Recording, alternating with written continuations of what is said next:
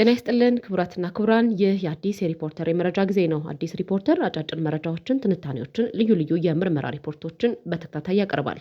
አሁን ወደ ዕለቱ መረጃዎች እናመራለን። መልካም ቆይታ።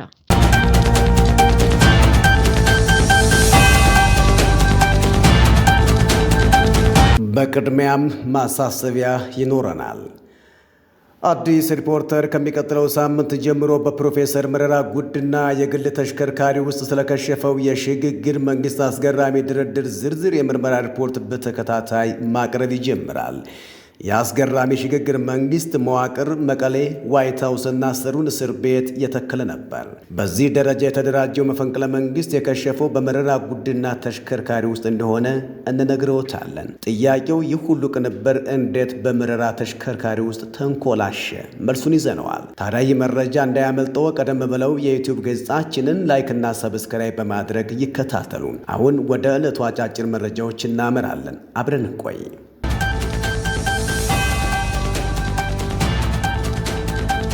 አዳነች አቤቤ የምርጫ ዓመት ስለሆነ የማናደርገውን ቃል አንገባም አሉ። የአዲስ አበባ ከንቲባ አዳነች አቤቤ ይህን ያሉት አስተዳደራቸው የ2018 በጀት ዓመት የ6 ወራት አፈጻጸም ግምገማ ላይ ባደረጉት የማጠቃለያ ንግግር ነው። የምርጫ ዓመት ስለሆነ የማንችለውን ቃል አንገባም፣ የሰራነውን ህዝባችን በሚገባ ስላሳየነውና እየተጠቀመበት ስለሆነ ካቀድነው ውጭ አዳዲስ ጫናዎችን አንፈጥርም ሲሉ ከንቲባዋ ተናግረዋል። የምንመራው በቅድ የምንሰራውን በታቀደ በጀት ስለሆነ ፈጣን ምላሽ የሚሹ ስራዎች ሲኖሩ ፈትሾ ወደ ተግባር መግባት፣ የተጀመሩትንም ጥንቅቅ አድርጎና ጥራታቸውን ጠብቆ መስራት እንዲሁም ለአገልግሎት የመዋል ስራ ተጠናክሮ ይቀጥላል ብለዋል ከንቲባዋ በንግግራቸው። በተሰሩ ስራዎች መኩራራት ወደ ኋላ ይጎትታል ያሉት ከንቲባዋ መዘናጋት የብልጽግና አመራር ባህሪ አይደለም፣ ህዝቡ የሚጠብቀውና እኛም ያለብንን ኃላፊነት መወጣት ይገባል ብለዋል።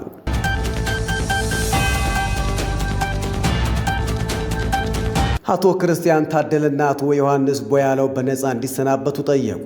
በሽብር ወንጀል የተከሰሱት የህዝብ ተወካዮች ምክር ቤት አባሉ አቶ ክርስቲያን ታደለና የአማራ ክልል ምክር ቤት አባሉ አቶ ዮሐንስ ቦያለው ያለመከሰስ መብታቸው ከህግ ውጭ መነሳቱን ለፍርድ ቤት በማስረዳት በአቃቢ ህግ የቀረበባቸው ማስረጃዎች ውድቅ ተደርገው በጽኑ እንዲሰናበቱ ጠይቀዋል። ሁለቱን ተከሳሾች ይህን ጥያቄ ያቀረቡት ማክሰኞ ጥር 19 2018 ላስቻለው ለፌዴራል ከፍተኛ ፍርድ ቤት ልደታ ምድብ የጸረ ሽብርና ህገ መንግስታዊ ጉዳዮች ችሎት ነው። ችሎቱ ለትላንት ቀጥሮ የነበረው በአቃቢ ህግ የሰነድ ማስረጃዎች ላይ በእናቶ ዮሐንስ ቦያለው መዝገብ ስር የሽብር ወንጀል ክስ የተመሰረተባቸው ተጠርጣሪዎች የጽሑፍ አስተያየት አጠቃለው እንዳቀርቡ ነበር። ተከሳሾቹ አስተያየታቸው እንዳቀርቡ መጀመሪያ ቀጠሮ ተሰጥቷቸው የነበረው ከአንድ ሳምንት በፊት በተካሄደው ችሎት ውሎ ነበር። ሆኖም የተከሳሾቹ አስተያየት በጊዜው ተጠናቆ ባለመድረሱ የተከሳሽ ጠበቆች ተለዋጭ ቀጠሮ እንዲሰጣቸው ባመለከቱት መሰረት ችሎቱ ለዛሬ ቀጠሮ ሰጥቷል። በትናንቱ የችሎት ውሎ በአቃቢ ህግ የሰነድ ማስረጃዎች ላይ ተከሳሾቹ ባለ 31 ገጽ ምላሻቸውን በጽሑፍ ለችሎቱ አቅርበዋል። በዚህ ምላሽ ውስጥ ከተካተቱ ጉዳዮች መካከል የፌዴራልና የክልል ምክር ቤት አባል የሆኑት አቶ ክርስቲያንና አቶ ዮሐንስ ያለመከሰስ መብታቸው ከህግ ውጭ የተፈጸመ ነው የሚለው ይገኝበታል።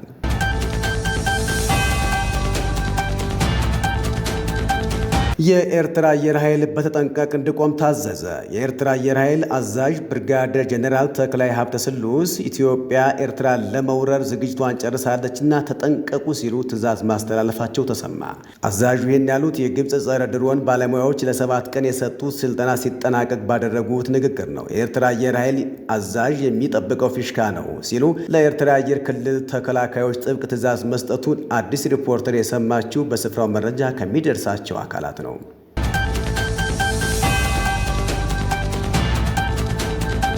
ወደ ቢዝነስ ዜና ስናመራ የቴሌኮም ኩባንያዎች ከገቢያቸው 1.5 በመቶ ሁሉን አቀፍ ተደራሽነት ፈንድ ሊከፍሉ መሆኑ ተገለጸ። በኢትዮጵያ የቴሌኮም አገልግሎት እየሰጡ የሚገኙት ኢትዮ ቴሌኮም እና ሳፋሪ ኢትዮጵያ ልዩ ልዩ የገጠርና የጠረፍ አካባቢዎችን የቴሌኮሙኒኬሽንና የፖስታ አገልግሎት ተጠቃሚ ለሚያደርገው የሁሉን አቀፍ ተደራሽነት ፈንድ ከሚያገኙት ያልተጣራ ዓመታዊ ገቢያቸው ላይ 1.5 በመቶ እንደሚከፍሉ የኢትዮጵያ ኮሙኒኬሽን ባለስልጣን አስታውቋል።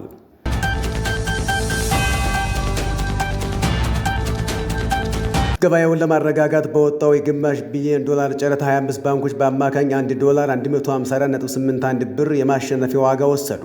ብሔራዊ ባንክ ባለፉት 2 ወራት ብቻ 6 ጊዜ የውጭ ምንዛሬ ጨረታ አድርጓል። ሁለቱ ቀደም ሲል በየ15ቱ አድርገዋሉ ብሎ ካወጣው ጨረታ በተጨማሪ የተደረጉ እንደሆነ ታውቋል። በስድስቱ ጨረታዎች በድምሩ $890 ሚሊዮን ተሽጧል። ብሔራዊ ባንክ ይህን ጨረታ የሚያደርገው የገበያውን ፍላጎት ለማርካት መሆኑን መግለጹ ይታወሳል።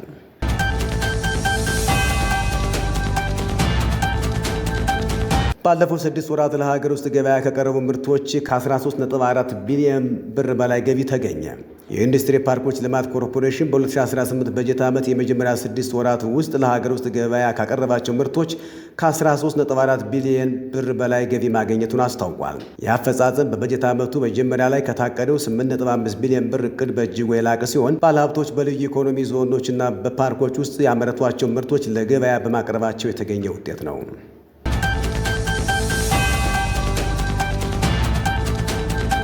የዘመን ባንክ አጠቃላይ ሀብቱ 100 ቢሊዮን ብር ማለፉ ተገለጸ። የተከፈለ ካፒታልም 14 ቢሊዮን ብር ደርሷል።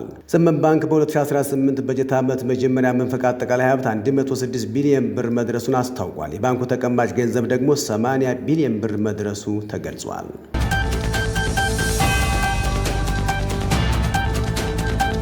የኢትዮጵያ ንግድ ባንክ የዲጂታል ግብይት ድርሻ 87.9 በመቶ ደረሰ። የኢትዮጵያ ንግድ ባንክ በ2018 በጀት ዓመት የመጀመሪያ 6 ወራት ውስጥ ከተከናወኑ አጠቃላይ የገንዘብ እንቅስቃሴ መካከል 87.9 በመቶ የሚሆነው በዲጂታል የባንክ አማራጮች መከናወኑን አስታውቋል።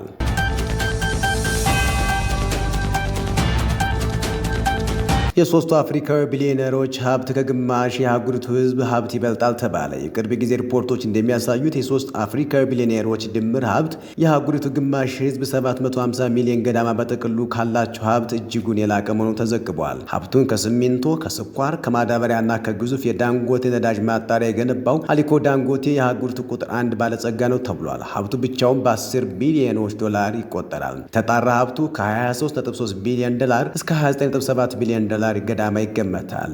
እንደ ካርቴርና ሞንት ብላንክ ያሉ የዓለም ብራንዶች ባለቤት የሆነው ጆሃን ሩፐርት የግዙፉ ቅንጦት ዕቃዎች ኩባንያ ሪችሞንድ ሊቀመንበር ነው።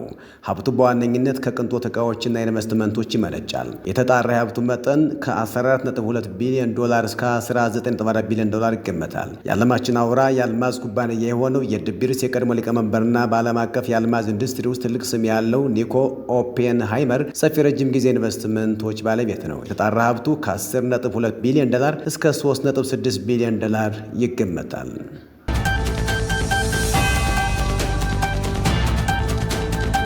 አሁን ደግሞ ወደ ውጭ ዜና አለፍን። በአሜሪካ ጥምር ዜግነት እንዲቀር ጥያቄ ቀረበ። በአሜሪካ የኦሃዮ ጠቅላይ ግዛት ሴናተር የሆኑት ሪፐብሊካኑ በርኒ ሞሬኖ ጣምራ ዜግነት እንዲቀር ለሕግ መወሰኛው ምክር ቤት ኤክስክሉሲቭ ሲቲዝንሺፕ አክት ኦፍ 2025 በሚል ርዕስ ረቂቅ ሕግ አቅርበዋል። አዋጅ ነው ከጸደቀ ዜጎች በ1 ዓመት ጊዜ ውስጥ የሚፈልጉትን እንዲመርጡ ይደረጋሉ። አሜሪካ በስደተኞች የተመሰረተች ሀገር እንደመሆኗ የኢሚግሬሽን ሕጓ ከአውሮፓውያኑ በተለየ ለስደተኞች የሚያደላ ነው። ለምሳሌ አሜሪካ መጥቶ ጥገኝነት የጠየቀ ሰው ጉዳዩ ከጸደቀለት ከ5 ዓመት በኋላ ዜጋ መሆን ይችላል። በአሜሪካዊ ዜግነት ከሌላ ሀገር ሚስት ቢያመጣ አሜሪካዊ ስላገባች በሚል እሷ በ3 ዓመት ዜጋ መሆን ትችላለች። ጉዳዩ ሳያልቅለት ወይም ሕጋዊ ሳይሆን ቢቀርና በመካከል ግን ልጅ ቢወለድ ልጁ ዜጋ ይሆናል። ዜግነትንም በተመለከተ ጣምራ ዜግነት በሕግ የሚፈቀድ ባይሆንም በጥብቅ የተከለከለ ግን አይደለም። በሚሊዮን የሚቆጠሩ የአሜሪካ ዜግነትን የወሰዱ ሰዎች የሀገራቸውን ፓስፖርት እንደሚጠቀሙ ይታወቃል። በዚህ ረቂቅ ሕግ መሰረት ግን ይህ እንዲቀር ነው የተጠየቀው። በሁለት ፓስፖርት መጠቀም አይቻልም ነው ረቂቅ ሕጉ የሚለው። ጥያቄውን ያቀረቡ ሴናተር በርኒ ሞሬኖ በትውልድ ኮሎምቢያዊ ሲሆኑ በ18 ዓመታቸው ነበር አሜሪካዊ ዜግነትን ያገኙት። ለውሳኔ ስላቀረቡት ሕግ ሲናገሩ የታማኝነት ጉዳይ ነው ይላሉ። በመሆኑም አሁን ያቀረቡት ረቂቅ ሕግ ዜጎች የአሜሪካዊ ከሆኑ ሌላ ሀገር ዜጋ በፍጹም መሆን እንደማይችሉ በግልጽ ያስቀመጠ ነው። ይሄውም ለሁለት ጌታ መገዛት አይቻልም የሚል አንድምታ አለው። በአሜሪካ ምን ያህሉ ዜጋ ጣምራ ዜግነት እንዳለው ባይታወቅም ከ10 እስከ 20 ሚሊዮን የሚሆነው ጣምራ ዜጋ እንደሆነ ይገመታል። አንዳንዶች ግምቱ እስከ 40 ሚሊዮን ያደርሱታል። በዚህም ምክንያት ረቂቅ ሕጉ አይጸድቅም የሚል አስተያየት ይሰጣሉ። ለአብነትም የሶስት ሀገር አሜሪካ፣ ደቡብ አፍሪካና ካናዳ ዜግነት ያለውን ባለሀብቱን የቴክሳው ኤሎን መስክን ያነሳሉ። ሕጉ ከጸደቀ እንደ መስክ ያሉ ሰዎችን ከጨረታ ውጭ ያደርጋቸው ይላሉ። ሌላው የጣምራ ዜጋ ባለሀብት ጀርመናዊ ፒተር ቴል ነው። በመዝናኛው ኢንዱስትሪ ውስጥ የታወቁ ሰዎች ጣምራ ዜግነት ያላቸው ሲሆን ቶም ሃንክስ ከግሪክ፣ ሳልማ ሃዩክ ከሜክሲኮ፣ ናታሊ ፓርትማን ከእስራኤል፣ አርኖልድ ሸዋዚንገር ከኦስትሪያ ወዘተ ጥቂቶቹ ናቸው። ፕሬዝዳንት ዶናልድ ትራምፕ ባለቤት ሜላኒያ ትራምፕ ከአሜሪካዊ ዜግነታቸው በተጨማሪ የስሎቫኒያ ተወላጅ እንደመሆናቸው የጣምራ ዜግነት ባለቤት ናቸው።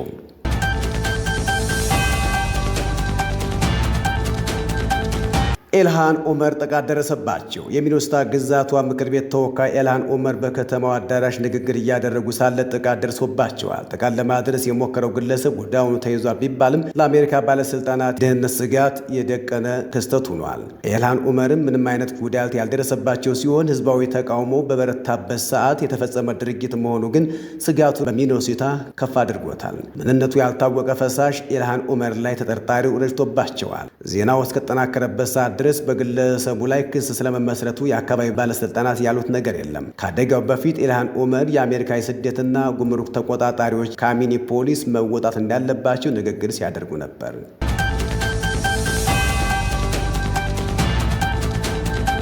ኢራን የጦር አዛዦቿን ሙሉ በሙሉ ወደ ስራ እንዲመለሱ አዘዘች። ኢራን ከአሜሪካ እና ከእስራኤል ጋር የገባችበት አጣብቂ ከቀን ወደ ቀን እየከረረ ነው። ውጥረቱን ተከትሎ በየሰዓቱ ተለዋዋጭ መረጃ የሚሰማበት የመካከለኛው ምስራቅ አካባቢ አሁን ላይ ቅር የሆነው ጦርነት ከጫፍ መድረሱን የሚያመላክቱ እንቅስቃሴዎችን እያስተናገደ ነው። ሚና ለይተው አንዱ ለሌላው ደጋፊና አጋዥ የሆነ ማስጠንቀቂያ በሚሰጥበት በአሁኑ ሰዓት ኢራን በሚቀጥሉት 48 ሰዓት ውስጥ ሁሉም የጦር አዛዥ ወደ ስራ እንዲመለሱ ትዕዛዝ ማስተላለፏ ተሰምቷል። ሂዝቦላ ኢራን ከተነካች በጦርነቱ ገባለሁ ማለቱ አይዘነጋም።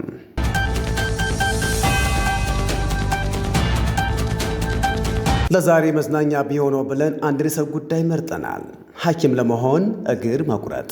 አስደናቂና ያልተለመዱ ክስተቶችን መስማት አዲስ ካልሆነበት ህንድ ዓለምን ድንጋጤና ግርምት ውስጥ የከተተ ዜና ተሰምቷል። ነገሩ የተከሰተው በህንዷ ግዛት ኒው ዴልሂ ነው።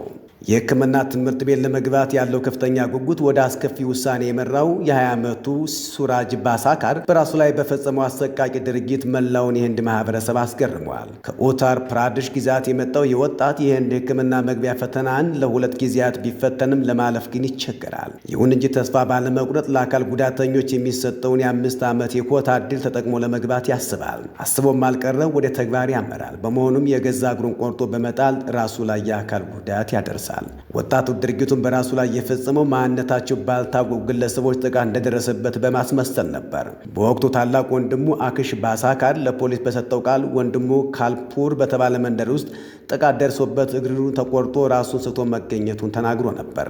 ጉዳይ ሪፖርት የተደረገለት ፖሊስ ባደረገው ጥልቅ ምርመራ ግን በወጣቱ ታሪክ ውስጥ በርካታ የማይገጣጠሙ ነጥቦችን ያገኛል። አካባቢ ፖሊስ ቃል አቀባይ ለጋዜጠኞች እንደገለጹት ተከሳሹ የተቀነባበረ ታሪክ በመንገድ ምርመራውን ለማሳሳት ሞክሮ ነበር። ነገር ግን የቀረቡት ማስረጃዎችና የተደረገው ጥያቄ ድርጊቱን ራሱ እንደፈጸመው አረጋግጧል ብለዋል። ፖሊስ በምርመራ በሚያደርግበት ወቅት በተከሳሽ የማስታወሻ ደብተሩ ላይ በ2026 የሕክምና ዶክተር ሆናለሁ ብሎ እንደጻፈ ተመልክተዋል። በተጨማሪም የእግሩ አቆራረጥ በማሽን የተከናወነና እጅግ የጠራ በመሆኑ በድንገተኛ ጥቃት ሊከሰት እንደማይችል መሆኑን ሐኪሞች አረጋግጠዋል።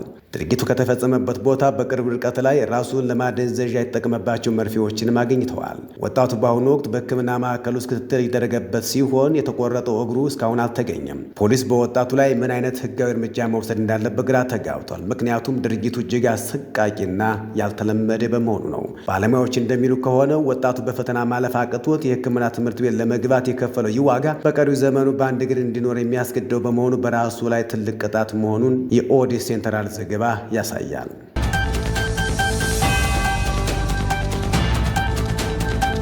አሁን ደግሞ ወደ ዕለቱ የዜና ትንታኔ ስናመራ የኢትዮጵያና አሜሪካን ስትራቴጂካዊ ትብብር እንዳስሳለን። የኢትዮ አሜሪካ ስትራቴጂካዊ ትብብርና የቀጠናው አዲስ አስተላለፉ የኢትዮጵያ የጂኦ ስትራቴጂ ኩስምና ማሳያ ነው የሚሉ እየተሰሙ ነው። ይህን አስተላለፍ የሚተቹት ወገኖች በአፍሪቃ ቀንድ አዲስ ጥምረት መፈጠሩ ጨዋታ ቀያሪ ስለመሆኑም ይናገራሉ። ጆሮ ከተሰጠ የማይሰማ ነገር የለም ሲሉ በሰሙት የኃይል አስተላለፍ ትንተና የተገረሙ ጥላቻ ማሰብን የሚጋርድ የስነ ልቦና ህመም ነው ሲሉ አዘኔታቸውንም ይገልጻሉ። ነገሩ እንዲህ ነው።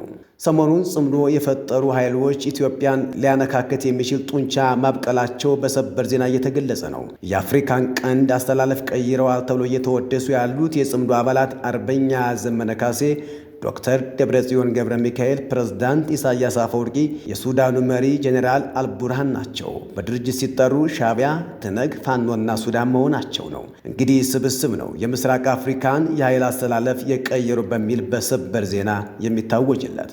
በሌላ በኩል የተፈጠረውና ለኢትዮጵያ የዲፕሎማሲ ኩስምናን የተባለው ጥምረት ደግሞ የቬንዙዌላን ፕሬዝዳንት ከመኝታ ቤቷን ጥላ የወሰደችው አሜሪካ፣ የገልፍ ሀገራት በወታደራዊ ክንዷ የበወዘችው እስራኤል፣ 20 የአራተኛው ትውልድ ጀቶችን በአንድ ጀንበር እንካቸው ያላቸው አረብ ኤሚሬት እንዲሁም ለዚህ ህብረት መንደርደሪያ የሆናቸው ሶማሌላንድ ናቸው። የአውሮፓና የአፍሪካ ህብረት እንዳሉበትም ልብ ይላል። እንግዲህ በዚህ መልኩ ሊወዳደር ቀርቶ በቅዥት ደረጃ እንኳን ሊታሰብ የማይቻለውን ጉዳይ አንስተው ስለሚወዳደሩት አካላት ምንም ማለት ባይቻልም አሁን ላይ የኢትዮጵያን የጂኦ ስትራቴጂ አዲስ አቋቋም የዲፕሎማሲ ኩስምና ማሳያ ነው በማለት ያላንዳች ኀፍረት የሚሰነዘረው የጨዋዎች ትንተና እንደ ዕለቱ መዝናኛ በመቁጠር ወደ ዋናው ጉዳይ እንገባለን። ለመሆኑ የቀጠናውን አዲስ የኃይል አስተላለፍ ተጨባጭ አሁናዊ እውነታ እንዴት ይቃኛል?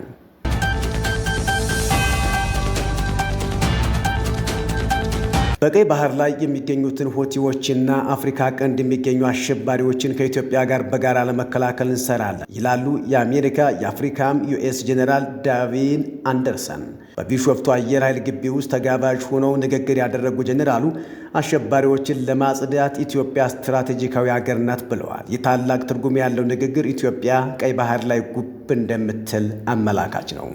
በኢትዮጵያ የእስራኤል አምባሳደር አለልኝ አድማሱ በበኩላቸው ኢትዮጵያ ወደ ቀይ ባህር ለመመለስ የምታደርገውን ጥረት እንደግፋለን፣ ይህም ለሕልውናዋ፣ ለኢኮኖሚዋ እንዲሁም ለ130 ሚሊዮን ሕዝቧ ዋስትና ነው ብለዋል። የአሜሪካ ምክትል የውጭ ጉዳይ ሚኒስትር ክሪስቶፍ ላንዳው ቀደም ሲል በቢሾፍቱ አየር ኃይል ከዛም ከጠቅላይ ሚኒስትር አብይ አህመድ እንዲሁም ከውጭ ጉዳይ ሚኒስትር ጌዲዮን ጢሞቴዎስ ጋር ባደረጉት ውይይት ይህንኑ አጠናክረዋል። እንግዲህ ይህን ያክል ሩቅ ሀሳብና ግብ ያለውን በቀይ ባህር ላይ የሚተገበረውን እቅድ ነው ዘመነ ካሴ፣ ኢሳያስ አፈወርቂና ዶክተር ደብረጽዮን አማሃጀር ተገናኝተው ካወሩት የክላሽ ጥይትና የቁስል መጠቅለያ እርዳታ ጋር አወዳድረው ሰበር ዜና በሚል የሚያቀርቡት። እስኪ በዝርዝር እንየው። የአሜሪካ ምክትል የውጭ ጉዳይ ሚኒስትር ክሪስቶፈር ላንዳው የአፍሪካ ወታደራዊ እዝ አዛዥ ሌተናል ጄኔራል ዳግቪን አንደርሰንና አምባሳደር ኸርቪን ማሲንጋ በኢትዮጵያ አየር ኃይል 9ኛ ዓመት በዓል ላይ መገኘታቸው ተራ ዲፕሎማሲያዊ ጉብኝት አይደለም። ይህ ክስተት ዋሽንግተን ለአዲስ አበባ የምትሰጠውን ትኩረት በይፋ ያሳየ አጋጣሚ ነው። ከዚህ በተጨማሪም የመከላከያ ሚኒስትር ኢንጂነር አይሻ መሐመድና የአፍሪካ ወታደራዊ አዛዥ ጄኔራል ዳግቪን አንደርሰን ያደረጉት ውይይት ወታደራዊ ግንኙነቱን ወደ ላቀ ስትራቴጂካዊ አጋርነት በማሳደግ ያለመ እንደሆነ መገለጹ የሁለቱ ሀገራት ግንኙነት ወደ ከፍታ ደረጃ ከፍ የሚያደርገው ነው። የሱዳን ቀውስና የሶማሊያ የጸጥታ ስጋት በቀጠናው ላይ ጥቁር ጥላ በጣለበት በዚህ ወቅት የኢትዮጵያና አሜሪካ ስምምነት ለምስራቅ አፍሪካ መረጋጋት ተስፋ የሚሰጥ ነው።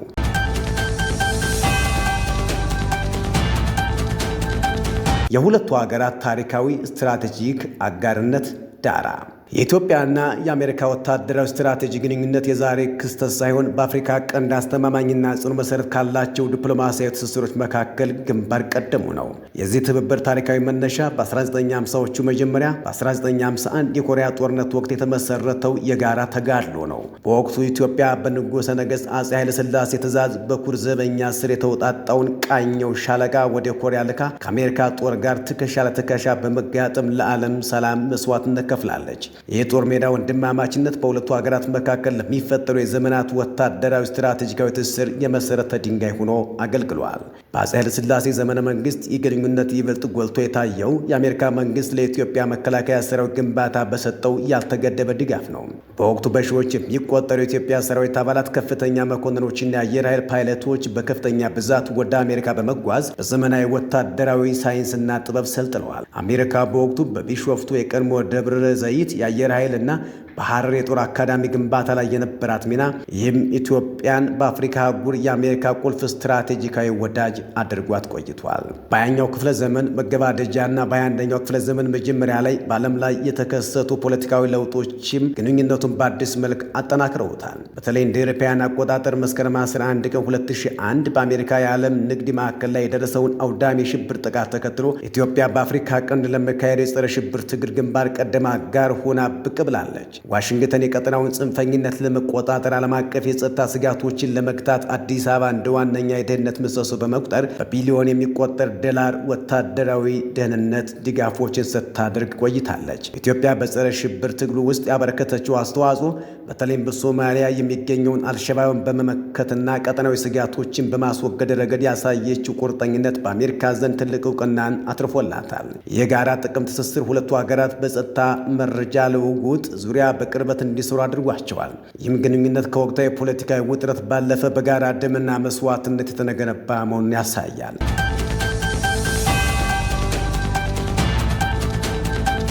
የአሜሪካ ከፍተኛ ልዑካን የቢሾፍቱ ጉብኝት። ይህ ጉብኝት ኢትዮጵያ በአፍሪካ ቀንድ ያላት ጂኦስትራቴጂካዊ ተፈላጊነትና ሚና በድጋሚ ያረጋገጠ ነው። አሜሪካ በአፍሪካ ቀንድ ያላትን ስትራቴጂካዊ ጥቅም ለማስከበር ኢትዮጵያ ወሳኝ ታሪካዊ አጋር አድርጋ እንደመረጠቻት መረዳት አይከብድም። ኢትዮጵያ 130 ሚሊዮን ሕዝብ ያላት የአፍሪካ ሕብረት መቀመጫና የቀጠናው የደህንነት መሰረት መሆኗ ኢትዮጵያን በአሜሪካ የውጭ ፖሊሲ ውስጥ የማይተካ ሚና እንዲኖራት አድርጓል። የአሜሪካ ከፍተኛ ወታደራዊና ዲፕሎማሲያዊ አመራሮች በቢሾፍቱ መገኘታቸው የትራምፕ አስተዳደር ከኢትዮጵያ ጋር በጋራ ለመስራት ያለውን ዝግጁነት አስቀድሞ ያሳየበት ምልክት እንደሆነ የቀጠናው ጂኦፖለቲካዊ ጉዳይ ተንታኞች ይገልጻሉ።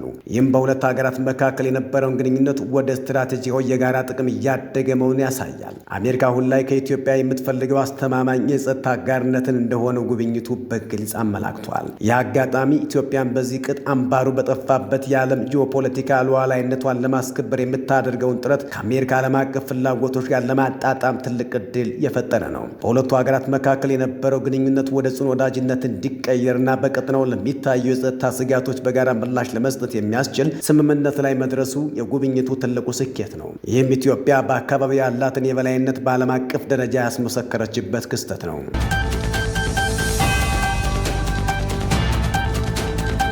የአየር ኃይሉ ዘመናዊነትና ፋይዳ። የኢትዮጵያ አየር ኃይል ባለፉት 90 ዓመታት የተጓዘበት መንገድና አሁን ላይ የደረሰበት የዘመን አቅም አሜሪካ ኢትዮጵያን እንደ ተለዋዋጭ አጋር ሳይሆን እንደ ጽኑ ስትራቴጂካዊ የደህንነት አጋር እንዲታያት ዕድል ፈጥሯል። አየር ኃይሉ ያሳየው ዘመናዊነትና ዝግጁነት ኢትዮጵያ የራሷ ሉዓላዊነት የመጠበቅ ብቻ ሳይሆን የቀጠናውን ሰላም የማስከበር አቅም እንዳላት በተግባር አሳይቷል። ይህ ደግሞ አሜሪካ በአፍሪካ ቀንድ ለምታከናውናቸው የጸጥታ ስራዎች ኢትዮጵያን ቁልፍ አጋር ታደርግ አድርጓታል። የመከላከያ ሚኒስትር ኢንጂነር አይሻ መሐመድ የአፍሪኮም አዛዥ ጀኔራል ዳግቪን አንደርሰን ያደረጉት ውይይት ወታደራዊ ግንኙነቱን ወደ ላቀ ስትራቴጂካዊ የሥራ አጋርነት ለማሳደግ ያለመ ነው። ይህም በስልጠና በቴክኖሎጂ ሽግግርና በመረጃ ልውውጥ ዙሪያ የሚደረጉ ስራዎችን ያካትታል። የሁለቱ ሀገራት ወታደራዊ ትብብር ማደግ የኢትዮጵያን መከላከያ ሰራዊት ዘመናዊነት ከማረጋገጡም በላይ የቀጠናውን የኃይል ሚዛን የሚወስን ይሆናል። በቀይ ባህር መዳረሻ፣ በሱዳን ቀውስና በሶማሊያ ጉዳይ ዙሪያ ያለው ውጥረት የቀጠናውን የኃይል ሚዛን እየፈተነ ባለበት በዚህ ወቅት የኢትዮጵያ አየር ኃይል ጥንካሬ ለአሜሪካ ትልቅ ዋስትና ነው። አሜሪካ በቀጠናው ያላትን ጥቅም ለማስጠበቅ እንደ ኢትዮጵያ ያለ ጠንካራና አስተማማኝ የአየር ኃይል ያለው አጋር ማግኘቷን ስትራቴጂካዊ ብልጫ ይሰጣታል። የትብብር በተለይ እንደ አልሸባብ ያሉ አሸባሪ ቡድኖችን ለመዋጋት የሚደረገውን ጥረት በእጅጉ ያግዛል። ሚኒስትር አይሻ መሐመድ እንዳሉት የሁለቱ ሀገራት የቆየ ግንኙነት አሁን ካለ ተለዋዋጭ የዓለም ፖለቲካ ጋር ተጣጥሞ መሄድ አለበት። በሁለቱ ሀገራት መካከል ያለውን እኩልነትና የጋራ ተጠቃሚነት መርህ ያከበረው የስምምነት ኢትዮጵያ በቴክኒክና በስትራቴጂ ረገድ ከአሜሪካ ጋር በቅርበት እንዲሰራ መንገድ ከፍቷል።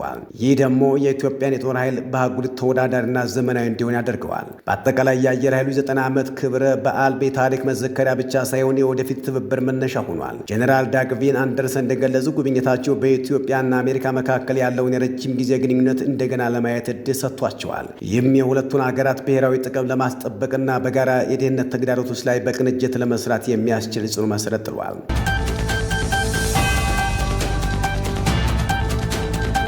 የትብብሩ ቀጠናዊ የጂኦፖለቲካ አንድምታ። ከጂኦፖለቲካ አንጻር ሲታይ የኢትዮጵያና አሜሪካ ወታደራዊ ቁርኝት ማደስ በቀጠናው ያለውን የኃይል ሚዛን በአዲስ መልክ የሚቀርጽ ነው። የተለያዩ ዓለም አቀፍ ኃይሎች በአፍሪካ ቀንድና በቀይ ባህር አካባቢ ተጽዕኖ ለመፍጠር በሚሽቀዳደሙበት በዚህ ወቅት ኢትዮጵያ ከአሜሪካ ጋር ያደረገችው ስምምነት ትልቅ ፖለቲካዊ ብልጫ ይሰጣታል። ይህ ትብብር ኢትዮጵያ በቀጠናው ያላትን የዲፕሎማሲያዊ ጸጥታ ማዕከልነት ይበልጥ የሚያጠናክር ነው።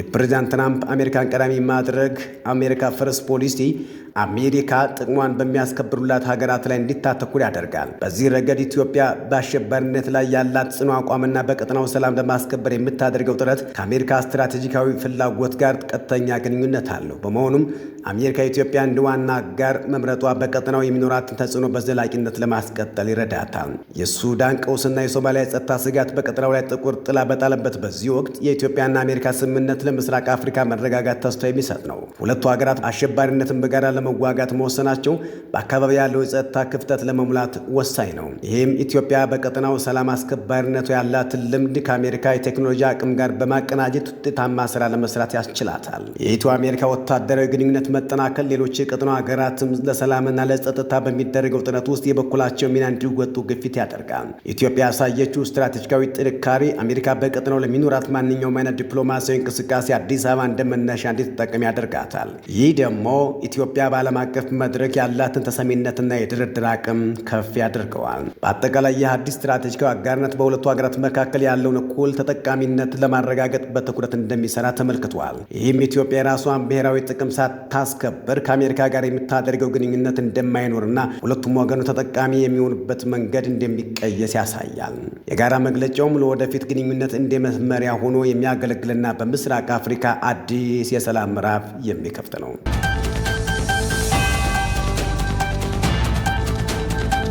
አድማጭ ተመልካቾቻችን አሁን ደግሞ ወደ ስፖርታዊ መረጃዎች አለፍን። አጓጊው የአውሮፓ ሻምፒየንስ ሊግ ጨዋታ ምሽት ይደረጋል። የአውሮፓ ሻምፒየንስ ሊግ በመጀመሪያው ዙር 36 ቡድኖችን አሳትፈው ዛሬ ምሽት 5 ሰዓት በሚደረጉ 18 ጨዋታዎች ይጠናቀቃል። ከአንደኛ እስከ 8ኛ ደረጃ የሚይዙ ቡድኖችን በቀጥታ ወደ ጥሎ ማለፍ ይገባሉ።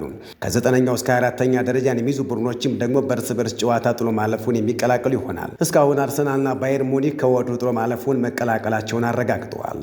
ካይራት፣ ስላቪያ ፕራግ፣ ቪላሪያል እና ኢንተር ፍራንክፈርት ከወዲሁ መሰናበታቸው ታውቋል። ዛሬ ከ3ኛ እስከ 32ኛ ደረጃ ላይ የሚገኙ ቡድኖች ወደ ቀጣዩ ዙር ለማለፍ የሚያስችላቸውን ነጥብ ለማስመዝገብ ዛሬ ብርቱ ፉክክር ያደርጋሉ።